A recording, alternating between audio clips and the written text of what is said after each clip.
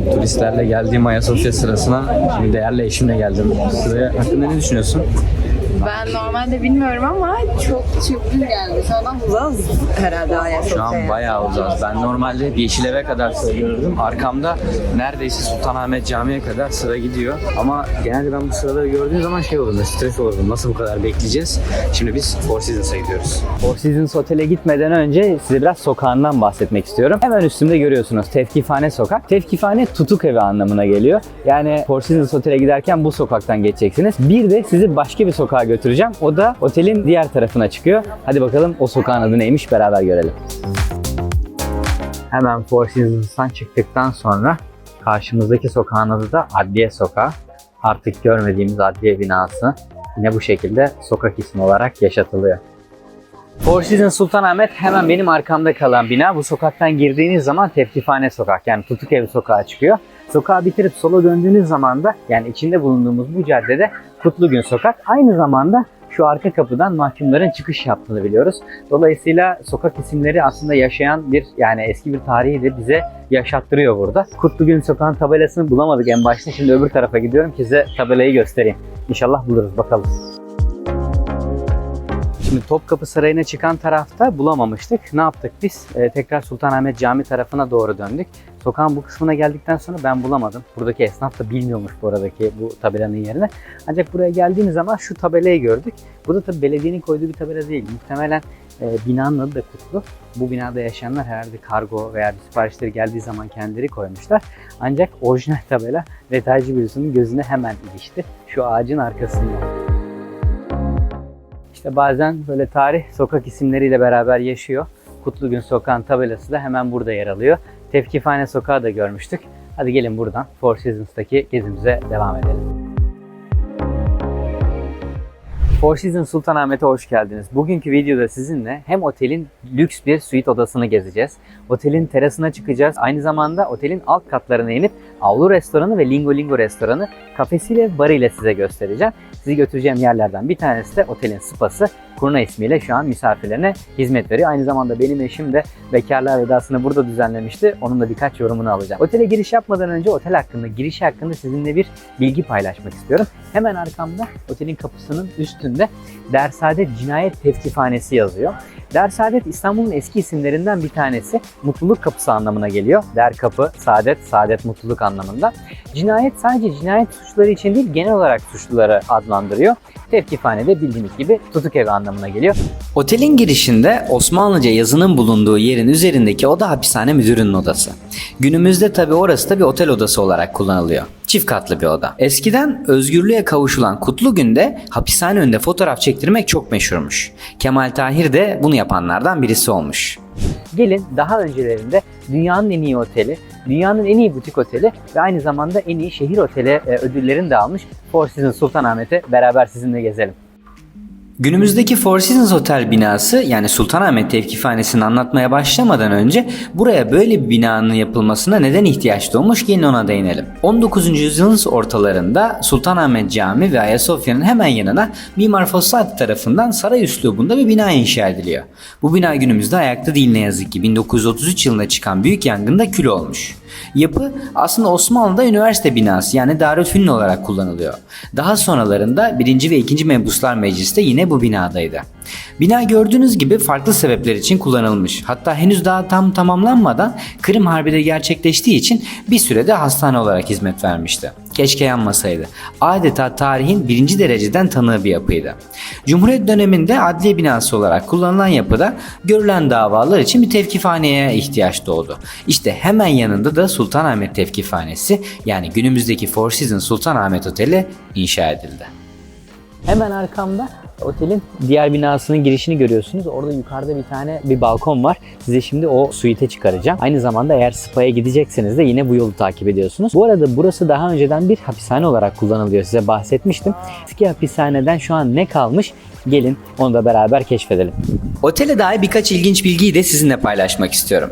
Öncelikle Four Seasons gibi devasa bir kurum. Sizce otel yapmak için neden burayı seçmiş? Four Seasons'ta iki büyük altın kural vardır. Bunlardan ilki kendinize nasıl davranacağınızı davranılmasını istiyorsanız siz de karşınızdakine öyle davranın. Diğeri de bir otel yapılacaksa bunun için o şehrin tarihi bir yapısını seçin. Bu yüzden İstanbul'daki iki Four Seasons oteli de tarihi binaları kullanıyor. Sultanahmet'teki tarihi yapı aslında kendinden daha eski olan bir çeşmenin üzerine inşa edilmiş. Tevkifane Sokak'la Kutlugün Sokak arasında kalan 2. Mahmud'un annesi Nakşidil Sultan tarafından yapılmış çeşme otelin köşe cephesinin bir kısmını oluşturuyor. Bir diğer ilginç bilgi ise otelin mescidi. 1917 yılından günümüze ulaşan mescit şu an halen ibadete açık. Böyle bir mescidin olması değil tabii ilginç olan. Yapı tutuk evinde ve hapishane olarak kullanılırken mahalle mescidine mahalleli de gelirmiş. Tutuklularla aynı mescit kullanılırmış ve bu sebepten dolayı hiçbir firar olayı kaydedilmemiş. Burası günümüzde 65 odalı butik bir otel. En yoğun dönemlerinde çocuklarla beraber 150 kişinin konakladığı bir turistik tesis diyebiliriz. Hapishaneyken kapasitesi 1000 olan yapı, darbe dönemlerinde ise 2500 kişiye kadar kişinin yattığı yer olmuş. Hapishane aslında 1969'da kapanıyor ama 80 darbesinden sonra tekrar açılıyor. Sadece darbe suçlularının kaldığı cezaevi 6 yıl kadar açık kalıp 1986'da tamamen kapanıyor. Otele dair ilginç bilgilerden biri de otelin benim de en beğendiğim özelliklerinden biridir. Sarı renginin orijinal olması. Meğersem bu renk tarihimizde birçok cezaevinde kullanılmış. Tarihimiz ve cezaevi deyince yine ilginç olabilecek bir bilgiyi sizinle paylaşmak istiyorum. Amerika Birleşik Devletleri başta olmak üzere birçok ülkede hapishanede tek tip kıyafet görürüz. 80'ler itibariyle bunu Türkiye'de uygulamak istemişler ve bunun için Sultanahmet Cezaevini ilk uygulama yeri olarak belirlemişler. Burada başlayan ölüm oruçları, cezaevi dışındaki aile protestoları diğer cezaevlerine de sıçramış. Hatta mahkumlar mahkemeye sadece iç çamaşırlarıyla çıkarak bir protestoda bulunmuş. Bu sebepten dolayı tek tip kıyafetin zorunluluğu tam olarak uygulanmadan ortadan kalkmış. Bu arada size otelin bazı mozaiklerini de göstermek istiyorum. Eskiden bu mozaikler odaların içerisinde varmış. Yaklaşık 100 yıllık. Onları restorasyon kapsamında herkesin görebileceği şekilde dışarılara, koridorlara koymuşlar. Eski yapısından kalan bir bunlar var. Bir de burada şoför Niyazi 1935 ve bir tane burada kalp görüyoruz. Bu mermer sütunlar da yine hapishaneyken bu sütunların kullanıldığını dair bir işaret. Aynı zamanda hapishanenin bir hücre kapısı Küçük Ayasofya Camii'nin bahçesinde bulunmuş. Bu da çok ilginç.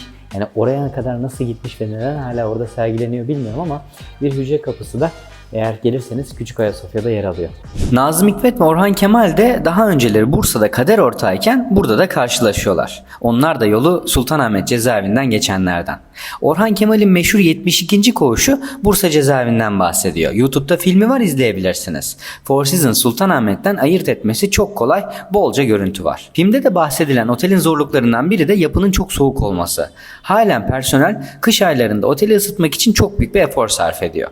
Çok ince düşünülmüş yerlere ısıtıcılar ekleyerek misafirlerin memnun kalacağı bir yer haline getirmişler.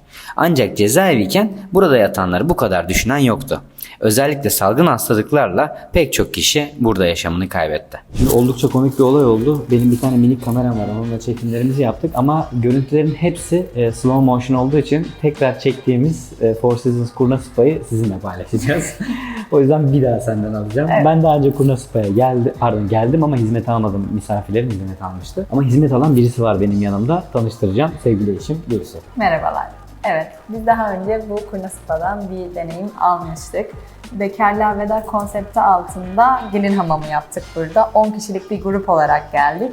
Gerçekten çok keyifli, kendimizi özel hissettiğimiz müthiş bir deneyimdi. Hadi gelin ayrıntılarından birazcık bahsedelim. Hadi götür bakalım. Hadi gidelim. Spa alanına lobiden bir asansörle iniyoruz ilk başta. Ve sizi ilk olarak bu dinlenme alanı karşılıyor. Burada çay, kahve, atıştırmalık gibi böyle ufak meyveler de oluyor. Biz burayı kapattığımızda 10 kişilik ekiple meyveler, içecekler de vardı. Burada sohbet edip birazcık dinlenebiliyorsunuz. Ardından da aslında spa hamam alanı. Burada da size yardımcı olan kişiler oluyor. Size o hamam deneyimini yaşatıyorlar. Kese köpük gibi. Keyifli, özel bir deneyim.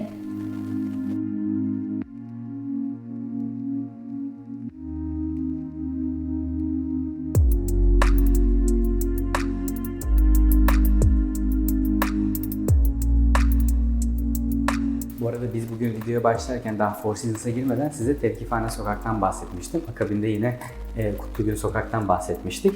Bu sefer de Four Seasons spasının adı Kurna. Kurna'nın adının nereden geldiğinden bahsedeceğim. Bu hamamda suyun aktığı, hamam tasının konduğu yere Kurna deniyor. Kurna spa'nın da adı buradan geliyor. Bunu da bilesiniz.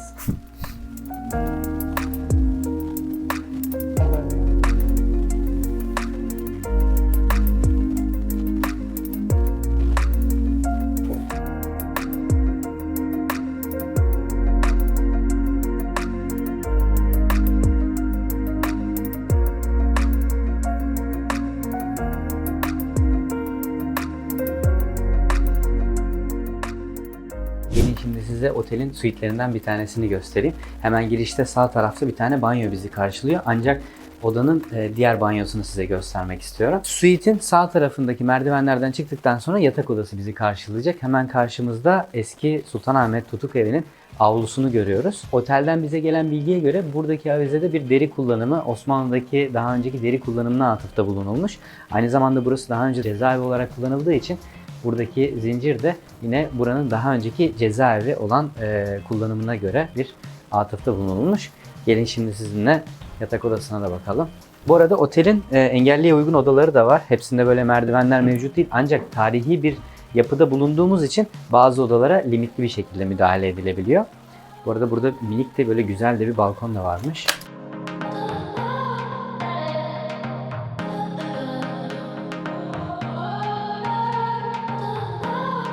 Hemen sol aşağı tarafta avlu restoran var. Yine kahvaltıyı da isterseniz orada alabilirsiniz.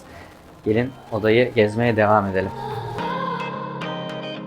Bu arada Four Seasons'ın belli kalite standartları çerçevesinde kullandığı hep bir kural da var. Bu da banyolarda beyaz mermer kullanımı. Dolayısıyla isterseniz Türkiye'de veya işte İstanbul'daki diğer otelinde veya herhangi bir Four Seasons'a giderseniz banyoların tabanlarında beyaz mermerle karşılaşırsınız. Gelin otel turumuza devam edelim.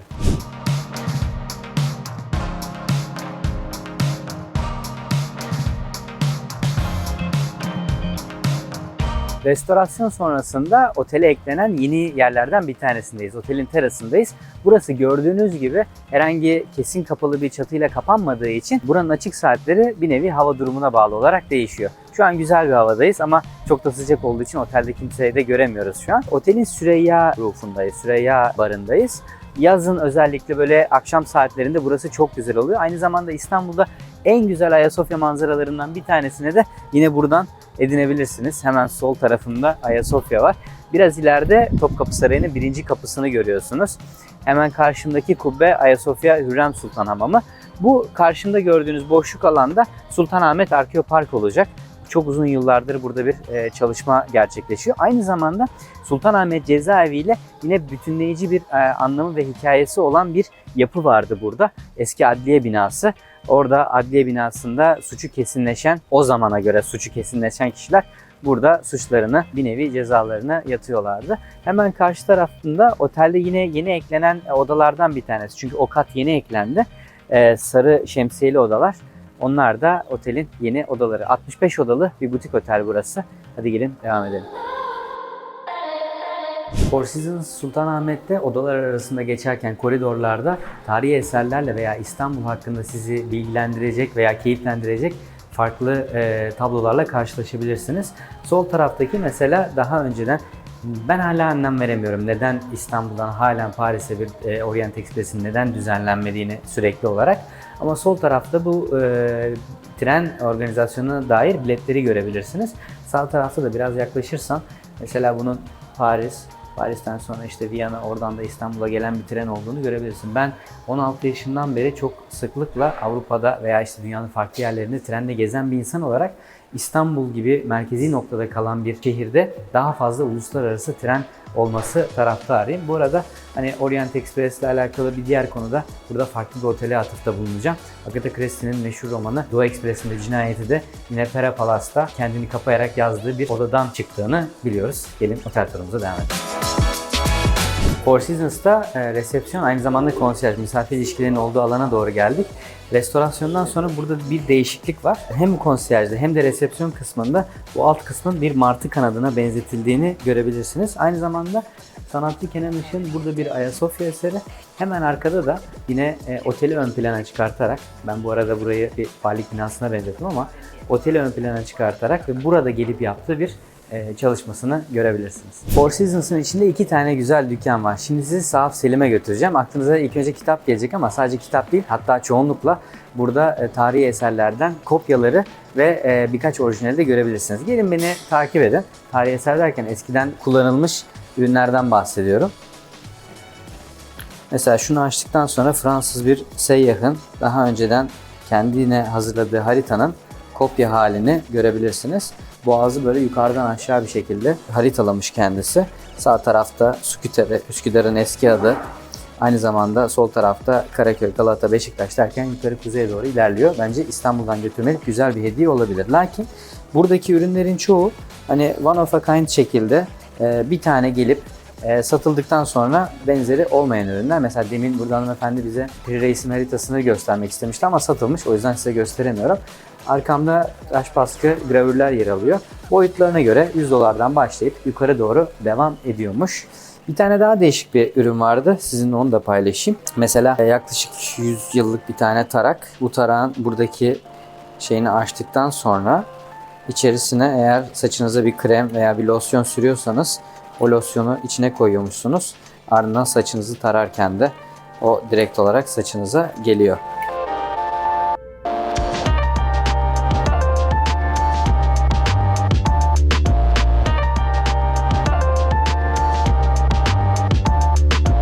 Four Seasons'ta yeme içme alanlarımız devam ediyor. Lingo Lingo isimli bir üçlemeden oluşan kafe, bar ve restoran olarak üçe ayrılmış bir yapıya giriyoruz şimdi. Hemen arka tarafında bar var.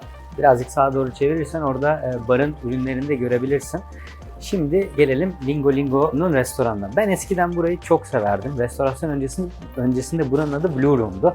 Adından anlayacağınız gibi masmavi bir odaydı. Benim için çok ayrı bir yeri var. Çünkü çok fazla misafir ağırladım burada. Etkinlikler yaptım, organizasyonlar yaptım. Gülmeyin deyince iş yaptık sadece. Neyse. Ama burada daha önce yemek yememiştim.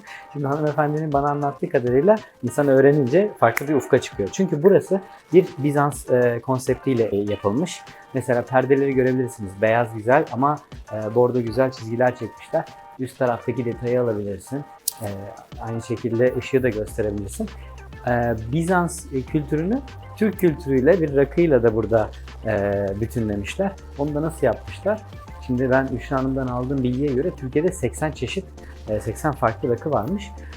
Lingo Lingo restoran bu 80 rakıdan 69'unu içerisinde bulunduruyor. Aynı zamanda yine burada her cumartesi akşamı kanun ve klarnet eşliğinde canlı müzik de yapılıyor. Dolayısıyla Sultanahmet'te bir Bizans konseptinde bir restoranda Türk müzikleri ve Türk rakısıyla bir akşam yemeği yemek böyle şimdi bile kulağa çok lezzetli geldi. Eminim sizin de hoşunuza gidecektir. Bu akşam bizim işimiz olmasa gelecektik ama haftaya veya bir sonraki hafta için biz de rezervasyonumuzu yapıyoruz şimdi.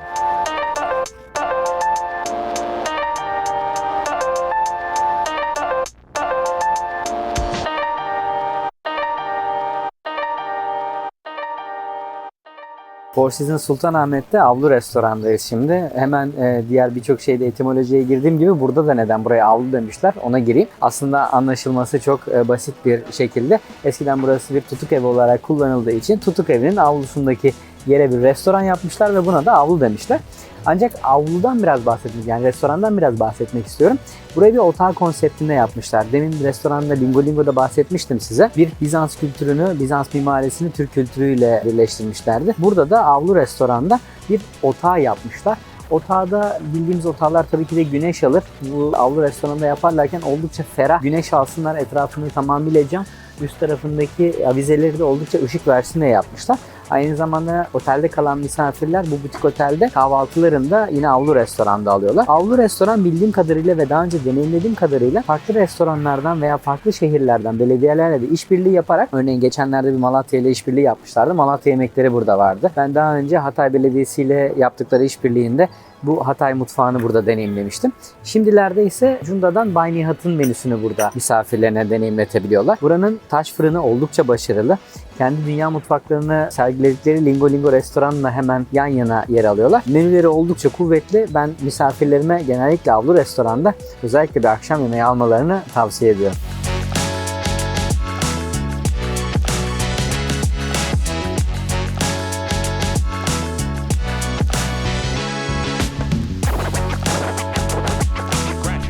artık Four Seasons gezimizi buranın bu özel ve güzel kahve fincanlarıyla kapatıyoruz. Bir sonraki videomuzda görüşmek üzere. Ne yapsınlar? Abone olsunlar mı? Videoyu beğensinler mi? Evet, abone olup videoyu beğenmeyi unutmasınlar lütfen. Hadi sana da afiyet olsun.